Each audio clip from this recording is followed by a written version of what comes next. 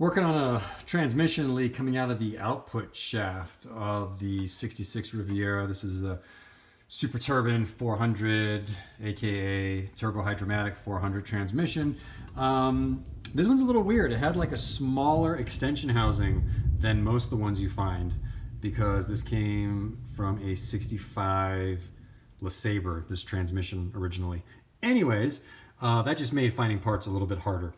But what you basically got to do on the 66 Riviera to get to this point, I just for once would like to have a car with a normal drive shaft. This thing's got like 5 U-joints on the drive shaft and a carrier bearing. But basically what you got to do is unbolt the drive shaft from the rear diff. That's like 4 bolts. Then there's 2 bolts holding the carrier bearing to the frame, and that will allow you to pull the drive shaft yoke out of the back of the transmission.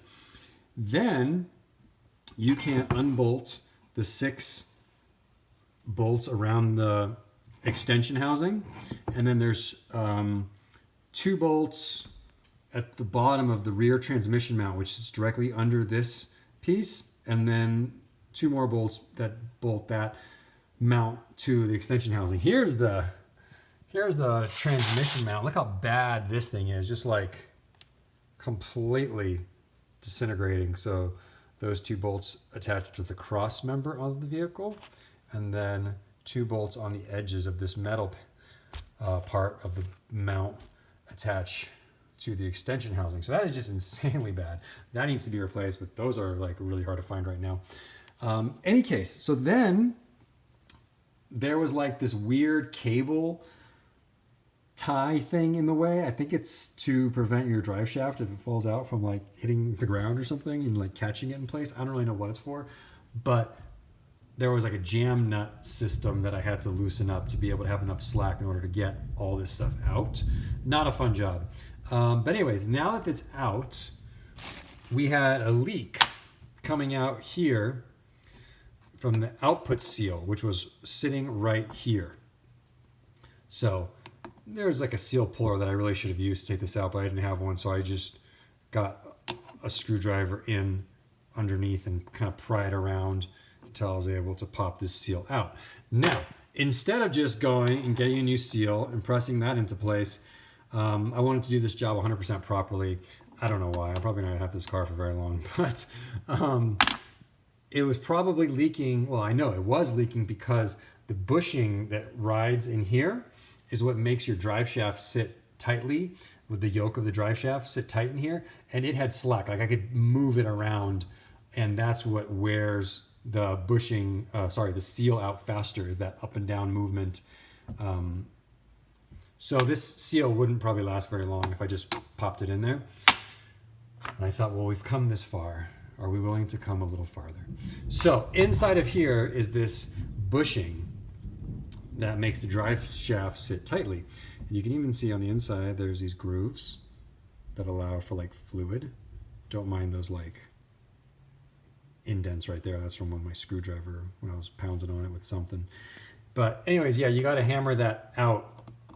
So I just like attached this extension housing to a piece of wood so that I was able to bang on it and not, you know, risk damaging any of the aluminum, and also have like a good stable surface without this thing like popping around. So what I did is I found that a 32 millimeter socket, this old one from Harbor Freight, lines up perfectly with just the edges of this bushing, allowing me to knock it free. And then here is the new one. So we'll just repeat that procedure. Install that. On the other side of this early style extension housing from a Turbo 400, the seal, there was a groove cut into the aluminum, and there's this like O-ring that seals it up. All the later ones seem to have just like a regular gasket, like a paper gasket that went around. I'm gonna try a new O-ring first, because that's how it was in there. And let's see if that works. And if it doesn't work, maybe I'll try using one of the later gaskets, but I don't think I should need to. So yeah, clean this thing up. When I pulled this thing out, you would not believe, it was just like 1/8 of an inch of black gunk around the whole thing. This is actually pretty impressive how much I've cleaned it up, even though it's still disgusting looking. So yeah, that's the plan. Just basically new bushing, new seal, new O-ring, and then track down a new rear transmission mount. Slap it all back together, add some ATF into it because I've created like a lake on the garage floor over the last few days working on this thing. And yeah, hopefully that solves the transmission leak that originally got this vehicle parked many years ago. It had this problem as well as I think the speedometer cable was leaking as well. So those things will be fixed, and then tires and brakes, and get this thing back on the road hopefully.